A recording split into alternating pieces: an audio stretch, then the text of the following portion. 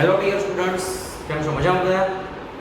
સરસ. ચલો હવે ચલો આપણે છે ને તરંગ પ્રકાશ શાસ્ત્રની અંદર વ્યતિકરણ ટોપિક છે એ કમ્પ્લીટ કરી લીધો છે, બરોબર?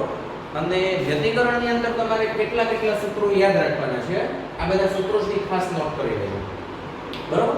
તમને બોર્ડ એક્ઝામમાં જીમાં નીટમાં આ સૂત્રો ઉપર આધારિત ક્વેશ્ચન છે એ પૂછાતા હોય છે, બરોબર? આપણે વ્યતિકરણની મોસ્ટ ઓફ થિયરી બધી કમ્પ્લીટ થઈ ગઈ છે. આ લેક્ચરમાં આ સૂત્રો બધા હું તમને એક વખત રિવાઇઝ કરાવી દઉં અને પછી આપણે થોડાક દાખલાઓની પ્રેક્ટિસ કરવાની છે.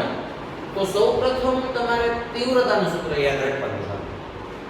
બે તરંગોના સંપાતીકરણને લીધે મળતી પરિણામી તીવ્રતા. વ્યતિકરણ શું છે એની વ્યાખ્યા તમે જાણો છો કે બે કરતા વધારે તરંગોના સંપાતીકરણને લીધે જે આપણને પ્રકાશિત અને અપ્રકાશિત અથવા તો વધુ તીવ્રતાવાળા, મેક્સિમમ મહત્તમ તીવ્રતાવાળા અને ન્યૂનતમ તીવ્રતાવાળા જે વિભાગો મળે છે, જે પેટર્ન મળે છે, એને વ્યતિકરણ કહેવાય, બરાબર? અને આ ઘટના છે પ્રકાશને કઈ પ્રકૃતિ સાબિત કરે છે? તરંગ પ્રકૃતિ સાબિત કરે છે. એ કેવી રીતે? જો પ્રકાશ કોણ પ્રકૃતિ ધરાવતો હોત ને તો તમને વ્યતિકરણ શલાકાઓ છે માત્ર ને માત્ર બે સ્લિટની એક્ઝેક્ટ સામે જ મળત પડદા ઉપર, બરોબર? તમે યંગનો ડબલ સ્લિટ એક્સપેરિમેન્ટ, યંગનો બે સ્લિટનો પ્રયોગ યાદ કરો. એમાં શું મળે છે આપણને? તો પડદો બી છે એના ઉપર આપણે બે સ્લિટ મૂકેલી છે. તો જો પ્રકાશ કોણ પ્રકૃતિ ધરાવતો હોત ને તો એક્ઝેક્ટ આ બે સ્લિટની સામે તમને બે જ પ્રકાશિત શલાકાઓ મળે. પણ તમને આખા પડદા ઉપર પ્રકાશિત અને અપ્રકાશિત શલાકાઓ મળે છે, જે શું દર્શાવે છે? પ્રકાશ તરંગ પ્રકૃતિ ધરાવે છે, બરાબર? તો માની લો એક ઉદ્ગમમાંથી ઉત્સર્જાતા પ્રકાશની તીવ્રતા I1 છે, બીજું ઉદ્ગમ છે એમાંથી ઉત્સર્જાતા પ્રકાશની તીવ્રતા I2 છે. તો પરિણામી તીવ્રતા તમને સંપાત બિંદુએ કેટલી મળશે? I1 I2 2√I1 I2 cos phi. જે phi શું છે? તો સંપાત બિંદુએ બે તરંગો વચ્ચેનો બળ તફાવત છે, બરોબર? એક મિનિટ.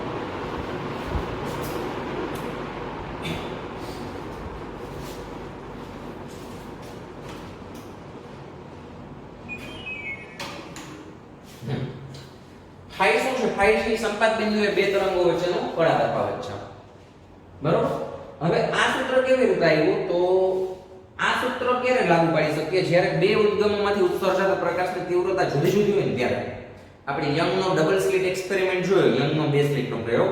એમાં તો બંને સ્લિટમાંથી પડદા ઉપર જે તરંગો સંપાત થાય છે એની તીવ્રતા સમાન જ છે, બરોબર? તો જુદી જુદી તીવ્રતા હોય ને તો તમે કંપ વિસ્તારનો સરવાળો કરી શકો. પરિણામી કંપ વિસ્તાર તમારે કોઈ પણ બિંદુએ મેળવવો હોય તો તમે પરિણામી કંપ વિસ્તાર મેળવવા માટે બંને કંપ વિસ્તારોનો સદિશ સરવાળો કરીને મેળવી શકો. એટલે a સદિશ બરાબર a1 સદિશ પ્લસ a2 સદિશ હોલ સ્ક્વેર. પછી તમે બંને બાજુ સ્ક્વેર કરો. પહેલા તમે a સદિશ બરાબર આ રીતે લખી શકો. પરિણામી કંપ વિસ્તાર a સદિશ બરાબર a1 સદિશ પ્લસ a2 સદિશ. જો તીવ્રતા ચલે છે કંપ વિસ્તારનો વર્ગ, તમે જાણો છો, એટલે તીવ્રતા જુદી જુદી હશે તો બે તરંગોનો કંપ વિસ્તાર પણ જુદો જુદો હશે. પછી તમે બંને બાજુ સ્ક્વેર કરો તો તમે આવું લખી શકશો a સ્ક્વેર બરાબર a1 square plus a2 square plus 2a1 a2 cos phi. બરોબર છે? અહીંયા a સ્ક્વેર ચલે છે I મૂકી દયો, a1 સ્ક્વેર ચલે છે I1 મૂકી દયો, a2 સ્ક્વેર ચલે છે I2 મૂકી દયો, 2m ને a1 a2 ની બદલે √I1 I2 મૂકી દયો, એટલે તમને આ સૂત્ર મળી જશે, બરોબર? એટલે આ સૂત્ર ઉપરથી આપણે આ સૂત્ર તીવ્રતાનું મેળવી શકીએ. પણ મેં તમને શું કીધું? આપણે જે YDSE, એક જ મિનિટ, YDSE એટલે યંગ્સ ડબલ સ્લિટ એક્સપેરિમેન્ટ, યંગનો જે પ્રયોગ છે એના ઉપર આધારિત આપણે વ્યતિકરણ શલાકાઓ સમજેલા છીએ. એમાં બંને તીવ્રતાઓ સરખી જ છે, એટલે I1 બરાબર I2 બરાબર I0 આપણે ધારી લઈએ તો શું મળે આપણને? તો I0 પ્લસ I0 પ્લસ 2 વર્ગમૂળમાં I0 into I0 એટલે I0 સ્ક્વેર થઈ જશે, એટલે વર્ગ અને વર્ગમૂળ નીકળી જશે. તો તમને આવું એક સમીકરણ મળે. I0 પ્લસ I0 એટલે 2I0 plus 2I0 cos phi. આમાંથી 2I0 કોમન કાઢો એટલે 1 plus cos phi મળે. અને ત્રિકોણમિતિમાં 1 plus cos theta નું સૂત્ર છે 2 cos square અડધો ખૂણો. એટલે ફાઇનલ તમને આ સૂત્ર મળે. અને આ સૂત્ર આપણે વ્યતિકરણના પહેલા લેક્ચરમાં મેળવેલું છે. આપણે જ્યારે પહેલા લેક્ચરમાં વ્યતિકરણની શરૂઆત કરેલી હતી ત્યારે આપણે સહાયક અને વિનાશક વ્યતિકરણની શરતો મેળવેલી હતી, એમાં પહેલા આપણે આ સૂત્ર મેળવેલું હતું. બરોબર? એટલે તમે તીવ્રતાનું આ અને આ બંને સૂત્ર યાદ રાખજો. તમને એમ કે બે ઉદ્ગમોમાંથી ઉત્સર્જાતા પ્રકાશની તીવ્રતા અથવા ઉત્સર્જાતા પ્રકાશ તરંગોની તીવ્રતા I અને 4I છે. તો આ બે તરંગો સંપાત થાય ત્યાં પરિણામી તીવ્રતા કેટલી? તો તમારે આમાં કિંમત મૂકવી પડે. અહીંયા I ડેશ મૂકવું પડે, અહીંયા I મૂકવું પડે, અહીંયા 4I મૂકવું પડે, અને અહીંયા cos phi કળા તફાવત છે. કળા તફાવત છે તમે પથ તફાવત પરથી મેળવી શકો. એ કેવી રીતે આપણે આગળ જોઈએ. બરોબર છે? પણ બંને તરંગોની તીવ્રતા સમાન હોય તો I બરાબર 4I0 cos square phi by 2. બરોબર? અને આના ઉપરથી આપણે શું મેળવેલું હતું? સહાયક અને વિનાશક વ્યતિકરણની શરતો. એટલે બહુ જ અગત્યનો ટોપિક છે આ તીવ્રતા વાળો. આ સૂત્ર ખાસ યાદ રાખી લેવું. આના ઉપર આધારિત MCQ લગભગ પૂછાય છે. બરોબર? ચલો બીજું સૂત્ર સમજીએ આપણે. તો બીજું સૂત્ર છે કળા તફાવત અને પથ તફાવત વચ્ચેનો સંબંધ યાદ રાખજો. તમને બે ઉદ્ગમોથી સંપાત બિંદુનું અંતર આપેલું હોય તો તમે પથ તફાવત મેળવી શકો I2 R1. અને ઈ પથ તફાવત છે ને તમે તરંગ સદિશ k બરાબર 2π લેમ્બડા વડે ગુણી નાખો એટલે તમને કળા તફાવત મળી જાય. સમજાય છે? k શું છે? તરંગ સદિશ શું છે? તરંગ સદિશ એટલે 2π લેમ્બડા. એની વ્યાખ્યા એવી છે એકમ અંતરે કળા તફાવત. તો એકમ અંતરે કળા તફાવત k હોય તો I2 R1 જેટલા પથ તફાવત હોય તો કળા તફાવત કેટલો મળે? k I2 R1. બરોબર? તો આ બીજું સૂત્ર છે કળા તફાવત અને પથ તફાવત વચ્ચેનો સંબંધ છે. પછી સહાયક વ્યતિકરણની શરતો યાદ રાખવાની છે. કળા તફાવતના સ્વરૂપમાં 2n π અને પથ તફાવતના સ્વરૂપમાં n લેમ્બડા. n ની કિંમત 0 થી સ્ટાર્ટ કરવાની. અહીંયા મિસ્ટેક છે, અહીંયા 0 થી સ્ટાર્ટ કરવાની. n બરાબર 0 1 2. બરોબર? અને વિનાશક વ્યતિકરણની શરતો તો કળા તફાવતના સ્વરૂપમાં 2n - 1 π અથવા 2n + 1 π લખો તો પણ ચાલે. તમે -1 કરો તો 1 થી સ્ટાર્ટ કરવાની n ની કિંમત, અને 2n + 1 π કરો તો 0 થી સ્ટાર્ટ કરવાની. પણ આ યાદ રાખજો ને, દાખલામાં તમારે છે ને તમને એમ કીધું ને પાંચમી અપ્રકાશિત શલાકા નું અંતર મેળવો તો તમે n બરાબર 5 ડાયરેક્ટ લઈ શકો. 2n - 1 કરીને કરો ને તો નકર તમે 2n + 1 કરો ને તો તમારે પાંચમી અપ્રકાશિત શલાકાનું અંતર મેળવવું હોય તો 0 1 2 3 અને 4 n બરાબર 4 મૂકવો પડે. એટલે થોડું કન્ફ્યુઝન થશે. એટલે આ રીતે યાદ રાખજો. બરોબર? પછી બે ક્રમિક પ્રકાશિત અથવા અપ્રકાશિત શલાકાઓ વચ્ચેનું અંતર આપણે મેળવેલું છે સૂત્ર lambda capital D by small d. પછી શલાકાની પહોળાઈ ઈ આટલી જોઈ બીટા જેટલી છે, lambda capital D by small d. બરોબર? શલાકાની કોણીય પહોળાઈ છે થીટા બરાબર લેમ્બડા by સ્મોલ d. અને પથ તફાવતના ત્રણ સૂત્રો I2 - R1 બરાબર x small d by capital D. આ બધું ખબર હોવું જોઈએ તમને કઈ રીતે આ સિસ્ટમ દર્શાવે છે. x એટલે શું? તો તમે ઓલો પ્રયોગ યાદ કરો તો આપણે પડદા ઉપર મધ્યસ્થ શલાકાથી કોઈ પણ શલાકાનું અંતર એને આપણે x લખતા હતા. બરોબર? સ્મોલ d એટલે સ્લિટ ની પહોળાઈ અથવા બે સ્લિટ વચ્ચેનું અંતર, બે ઉદ્ગમ વચ્ચેનું અંતર. કેપિટલ D એટલે સ્લિટ ધરાવતા સમતલથી પડદાનું અંતર. d tan θ પણ સૂત્ર છે, d sin θ પણ સૂત્ર છે. તમને એમ પૂછાય કે સહાયક વ્યતિકરણ અથવા પ્રકાશિત શલાકાનું અંતર મેળવો તો તમે પથ તફાવત x small d by capital D એના બરાબર n લેમ્બડા મૂકી શકો. બરોબર? તો આટલા તમારે મેઈન સૂત્રો વ્યતિકરણની અંદર યાદ રાખવાના છે. ઓકે? હવે છે ને આપણે વ્યતિકરણના ટેક્સ્ટ બુકમાં અમુક દાખલાઓ બાકી રહી ગયા છે, એ પહેલા કમ્પ્લીટ કરી નાખીએ અને પછી હું તમને થોડાક એક્સ્ટ્રા પ્રેક્ટિસ માટે થોડાક દાખલાઓ કરાવું છું, કારણ કે ટેક્સ્ટ બુકમાં છે ને વ્યતિકરણના બહુ ઓછા દાખલાઓ આપેલા છે. બરોબર? પણ એ પહેલા આ સૂત્રો બધા એક વખત ખાસ ધ્યાનથી જોઈ લો, નોટ કરી લો અથવા સ્ક્રીનશોટ લઈ લો. બરોબર? પછી આપણે દાખલાઓ સ્ટાર્ટ કરીએ.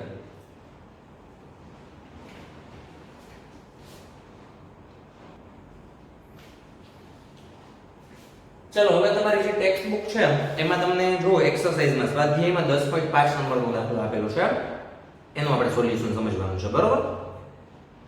જો બધા ટેક્સ્ટ બુકમાં હું ક્વેશ્ચન વાંચું છું. રકમ એ રીતે છે, લેમ્બડા જેટલી એકરંગી તરંગ લંબાઈ ધરાવતા પ્રકાશ સાથે કરેલા યંગના બે સ્લિટના પ્રયોગમાં પડદા પરના જે બિંદુએ પથ તફાવત લેમ્બડા જેટલો થાય છે ત્યાં પરિણામી તીવ્રતા k એકમ મળે છે. તો જ્યાં પથ તફાવત લેમ્બડા by 3 થાય તે બિંદુ આગળ પ્રકાશની પરિણામી તીવ્રતા કેટલી હશે?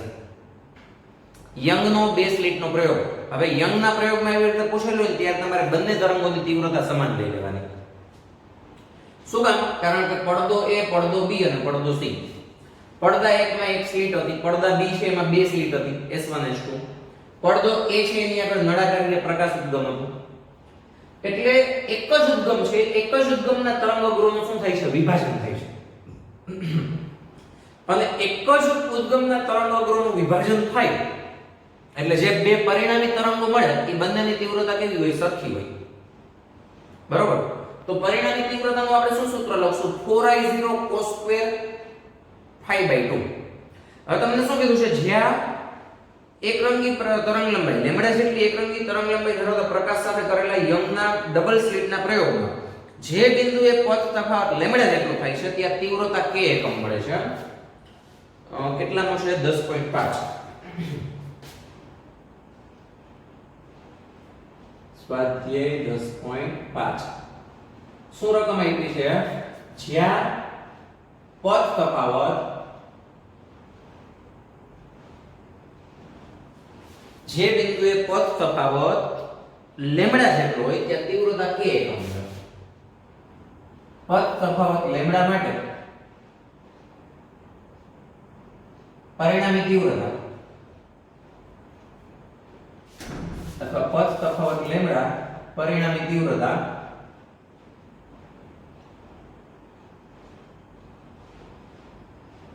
k આપેલી છે. તો પથ તફાવત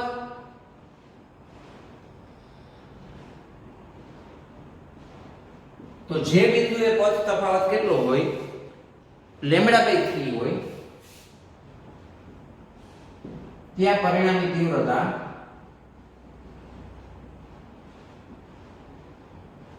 આપણે k ડેશ કરી લઈએ. તો આપણે k ડેશ મેળવીશું. બરોબર છે? આ તમને આપેલું છે. પથ તફાવત લેમ્ડા હોય ત્યારે પરિણામી તીવ્રતા k મળે છે. તો પથ તફાવત λ/3 હોય ત્યારે પરિણામી તીવ્રતા કેટલી મળશે? જો આ 3 રાશિ નથી હોય એટલું મગજમાં રાખજો. આમ લાગે 3 રાશિ છે કે આટલા પથ તફાવત હોય ત્યારે તીવ્રતા k છે, તો આટલા પથ તફાવત તીવ્રતા કેટલી? આ 3 રાશિ નથી. તો આપણે પરિણામી તીવ્રતાનું સૂત્ર લખીએ. પહેલા આપણે એક કામ કરીએ. લેમ્ડા પથ તફાવત છે ને એના માટે કડા તફાવત મેળવી લઈએ. લેમ્ડા પથ તફાવત માટે કડા તફાવત એનો phi 1 લખી દઉં. એના બરાબર 2π/λ ઇન્ટુ પથ તફાવત લખી દઉં ને. સમજાણું? આ કડા તફાવત અને પથ તફાવત વચ્ચેનો સંબંધ છે. ઇઝ ઇક્વલ ટુ 2π/λ ઇન્ટુ પથ તફાવત કેટલો છે? લેમ્ડા. તો 2π. તો phi 1 બરાબર 2π. હવે આપણે λ/3 છે ને પથ તફાવત એના માટે કડા તફાવત મેળવી લઈએ. તથા અથવા તે જ રીતે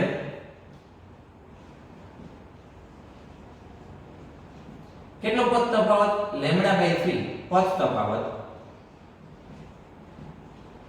માટે કડા તફાવત. બરોબર ને? એને આપણે સંજ્ઞા આપી દઈશું phi2. એના બરાબર 2π/λ ઇન્ટુ પથ તફાવત. પથ તફાવત આપેલું છે λ/3. બરોબર? તો phi2 બરાબર તમને શું મળશે? લેમ્ડા કેન્સલ, 2π/3 મળશે. શું મળશે? 2π/3. અથવા તમે આ રીતે પણ લખી શકો. phi2 બરાબર તો ભલે આ રીતે લખી ચાલો. થોડું કન્ફ્યુઝન થશે. ચલો હવે I1 અને I2. I1 બરાબર શું છે? પરિણામી તીવ્રતા I1 બરાબર k છે. પથ તફાવત લેમ્ડા હોય ત્યારે પરિણામી તીવ્રતા કેટલી છે? I બરાબર k. અને λ/3 પદ તફાવત હોય ત્યારે પરિણામી તીવ્રતા I ડેશ કેટલી? ઈ કેટલી આપણે મેળવવાની છે. બરોબર? ચલો હવે શું કરશું આપણે? તીવ્રતાનું સૂત્ર મૂકશું. હવે I બરાબર 4i0 cos square phi by 2 એટલે phi 1 by 2. i ડેશ નું પણ સૂત્ર મૂકી દઈએ તથા i ડેશ એના બરાબર પણ આ જ સૂત્ર આવશે 4i0 cos square phi by 2 પણ અહીંયા આવશે phi 2 by 2. ટૂંકમાં શું કરવાનું આપણે તમને પદ તફાવત આપેલા છે તીવ્રતા મેળવવાની છે તો તીવ્રતાના સૂત્રમાં શું આવે છે કડા તફાવત આવે છે તો પહેલા તો આપણે શું કરવાનું પદ તફાવત ઉપરથી કડા તફાવત મેળવી લેવાના બરોબર ચાલો હવે બંનેનો ગુણોત્તર લઈ લઈએ સીધું આમ કરી નાખો ચાલો તો શું મળશે i by i ડેશ એના બરાબર 4i0 કેન્સલ થઈ જશે ઉપર આવશે અંશમાં cos square phi 1 by 2 phi 1 એટલે 2 pi છે જો એટલે 2 pi by 2 એટલે pi છેદમાં આવશે cos square phi 2 by 2 phi 2 કેટલું છે 2 pi by 3 આને by 2 કરશો એટલે 2 કેન્સલ થઈ જશે તો pi by 3 ચલો હવે i ની જગ્યાએ કે મૂકી દઉં છું i ડેશ મેળવવાની છે તીવ્રતા એ એમને રાખીએ cos square pi cos pi ની કિંમત -1 છે એનો વર્ગ કરો એટલે +1 થઈ જશે અને pi by 3 એટલે 60 ડિગ્રી નો ખૂણો થાય 60 બરોબર છે cos 60 1/2 થાય એનો સ્ક્વેર એટલે 1/4 છેદનો છેદ અંશમાં આવી જશે એટલે 4 તો આપણે તો i ડેશ તીવ્રતા મેળવવાની છે તો i ડેશ ને અંશમાં લઈ જાઓ 4 ને છેદમાં લઈ આવો તો i ડેશ બરાબર k by 4 આ પ્લાન છે બરોબર છે શું રકમ છે જે બિંદુએ પદ તફાવત લેમ્બડા છે તે પરિણામી તીવ્રતા k મળે છે તો યંગના પ્રયોગમાં જે બિંદુએ પદ તફાવત લેમ્બડા by 3 હશે ત્યાં તીવ્રતા કેટલી હશે તો તીવ્રતાનું સૂત્ર આ છે 4i0 cos square phi by 2 તો આપણને પદ તફાવત આપેલા છે ને એના ઉપરથી આપણે કડા તફાવત મેળવી લેવાના કે લેમ્બડા પદ તફાવત માટે કડા તફાવત કેટલો થશે 5 2 pi by લેમ્બડા ઇન્ટુ પદ તફાવત લેમ્બડા મૂકી દેવાનો એવી જ રીતે લેમ્બડા by 3 તરંગલંબાઈ છે એના માટે સોરી લેમ્બડા by 3 પદ તફાવત છે એના માટે કડા તફાવત કેટલો 5 2 એના બરાબર પણ 2 pi by લેમ્બડા ઇન્ટુ પદ તફાવત બરોબર પછી તમે બે તીવ્રતાના સૂત્રો મૂકી દો ગુણોત્તર લઈ લો એટલે આન્સર આવી જશે ચલો ખ્યાલ આવી ગયો સમજાઈ ગયો દાખલો બધાને પછી જો ટેક્સ્ટ બુક ની અંદર જ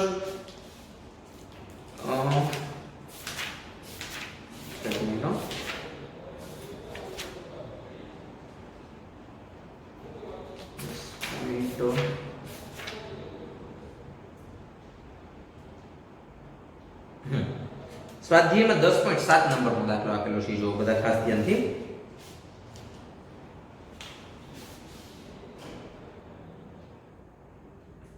સ્વાધ્યાય 10.7 જો એમાં તમને એ રીતે રકમ આપેલી છે જ્યારે અડચણની પહોળાઈ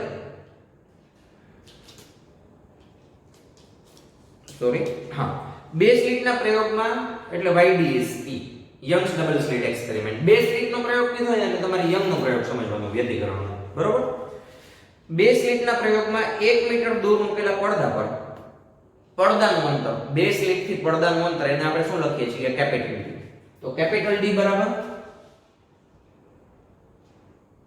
કેટલો દૂર મૂકેલો પડદો છે કેપિટલ D બરાબર 1 મીટર બે સ્લિટના પ્રયોગમાં 1 મીટર દૂર મૂકેલા પડદા પર એક સલાકાની કોણીય પહોળાઈ 0.2 ડિગ્રી મળે છે સલાકાની કોણીય પહોળાઈ છે ને આપણે થીટા લખી નાખીએ એનું સૂત્ર શું અહીંયા હતું યાદ કરો થીટા બરાબર લેમ્બડા બાય સ્મોલ d તો સલાકાની કોણીય પહોળાઈ 0.2 ડિગ્રી મળે છે થીટા બરાબર 0.2 ડિગ્રી આગળ જોઈએ આપણે વપરાયેલ પ્રકાશની તરંગલંબાઈ 600 નેનોમીટર છે લેમ્બડા બરાબર 600 નેનોમીટર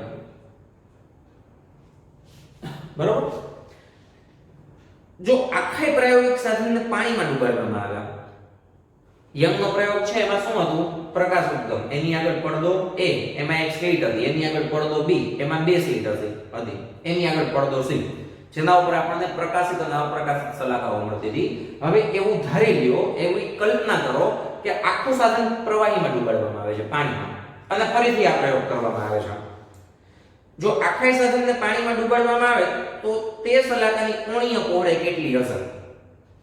તો હવામાં જ્યારે પ્રયોગ કર્યો ત્યારે કોણીય પહોળાઈને હું θ a લખી નાખું, અને આખા સાધનને પાણીમાં ડૂબાડવામાં આવે છે ત્યારે સલાખાની કોણીય પહોળાઈ એટલે θ વોટર એ કેટલી હશે એ આપણે મેળવવાની છે. બરોબર. બીજું કઈ આપેલું છે? યસ, પાણીનો વક્રી ભવનાંક આપેલો છે 4/3. વક્રી ભવનાંકને તમે n વડે દર્શાવી શકો, μ વડે દર્શાવી શકો. બરોબર. n બરાબર 4/3 n વોટર. ચલો હવે આ દાખલો ગણવા માટે છે ને એક વસ્તુ ખાસ યાદ રાખી લો કે કોઈ પણ પ્રકાશ તરંગ છે એ જ્યારે હવામાંથી માધ્યમમાં દાખલ થાય ત્યારે એની તરંગ લંબાઈ બદલાઈ જાય. કેટલી થઈ જાય? તો વક્રી ભવનાંકમાં ભાગની થઈ જાય. જો સિમ્પલ છે, તમે વક્રી ભવનાંકનું શું સૂત્ર ભણી ગયા છો કિરણ પ્રકાશ શાસ્ત્રમાં? c/v આવું સૂત્ર ભણી ગયા, બરોબર? જ્યાં c બરાબર શું મૂકી શકો તમે? f લેમ્બડા મૂકી શકો, f લેમ્બડા e, અને v એટલે માધ્યમમાં પ્રકાશની ઝડપ, c એટલે હવામાં અથવા શૂન્યાવકાશમાં પ્રકાશની ઝડપ. જો તરંગ ઝડપનું સૂત્ર છે f લેમ્બડા, એ સૂત્ર 11મા ધોરણમાં આવી ગયું, બરોબર છે? આ વક્રી ભવનાંકનું સૂત્ર છે n બરાબર c/v. c એટલે f લેમ્બડા, v એટલે પણ f લેમ્બડા, પણ માધ્યમમાં તરંગ લંબાઈ બદલાઈ જશે એટલે f લેમ્બડા મીડિયમ. આવૃત્તિ સમાન રહેશે, એમાં કોઈ ફેર પડશે નહીં. તો લેમ્બડા મીડિયમ ને કરતા બનાવો તો વક્રી ભવનાંક છેદમાં આવી જશે, તો આવું થશે લેમ્બડા મીડિયમ બરાબર લેમ્બડા a upon વક્રી ભવનાંક. બરોબર છે? તો શું યાદ રાખવાનું છે કે પ્રકાશનું તરંગ કોઈ પણ માધ્યમમાં જાય છે ત્યારે માધ્યમમાં પ્રકાશના તરંગની તરંગ લંબાઈ કેટલી થઈ જાય છે? Lambda medium. કેટલી? હવામાં હોય એના કરતા વક્રી ભવનાંકમાં ભાગી. પાણીમાં જાય તો છેદમાં પાણીનો વક્રી ભવનાંક મૂકવાનો, બરોબર છે? કાચમાં જાય પ્રકાશનું કિરણ તો છેદમાં તમારે કાચનો વક્રી ભવનાંક મૂકવાનો. ઓકે?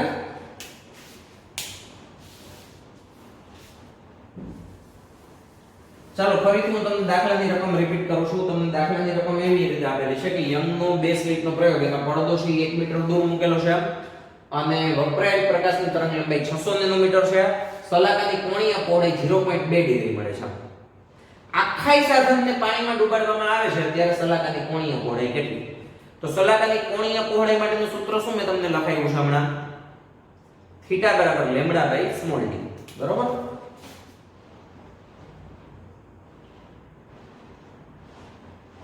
સલાખાની કોણીય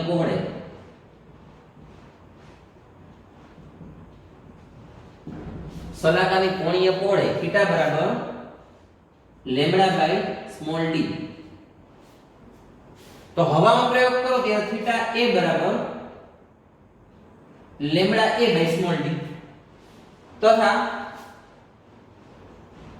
પાણીમાં ડૂબાડીને પ્રયોગ કરો ત્યારે સલાખાની કોણીય પહોળાઈ θ વોટર θ w બરાબર લેમ્બડા વોટર બાય d. આ બેનો ગુણોત્તર લઈ લો એટલે d d ઉડી જશે, તો તમને આવું મળશે θ a upon θ વોટર બરાબર લેમ્બડા a રેન્ડમ, અને લેમ્બડા વોટર એટલે શું? લેમ્બડા a upon વક્રી ભવનાંક. લેમ્બડા a upon વક્રી ભવનાંક કોનો? પાણી. ચલો આમાં શું થશે? લેમ્બડા એ ઉડી જશે અને છેદનો છેદ અંશમાં જતો રહેશે એટલે nw ઉપર આવી જશે અને nw તમને આપેલો છે 4/3. હવે θ a એટલે જ્યારે પ્રયોગ હવામાં કરવામાં આવે છે ત્યારે સલાખાની કોણીય પહોળાઈ કેટલી મળે છે? 0.2 ડિગ્રી મળે છે. 0.2 ડિગ્રી એને ગુણ્યા 3/4 એના બરાબર θ w. આ સમજણું મેં શું કર્યું? આ θ w ને કરતા કર્યો સાના 3 ઉપર આવશે ગુણાકારમાં 4 છેદમાં આવશે. બસ આનું જે કેલ્ક્યુલેશન થાય કરી નાખજો. 0.5 0.05 ગુણ્યા 3 એટલે અથવા એવી રીતે કરી શકો 3 દુ 6 0.6 ના છેદમાં 4 એટલે 0.15 ડિગ્રી 0.15 ડિગ્રી બરોબર છે દેખાઈ શકે ની છેલ્લું સ્ટેપ જોઈ લો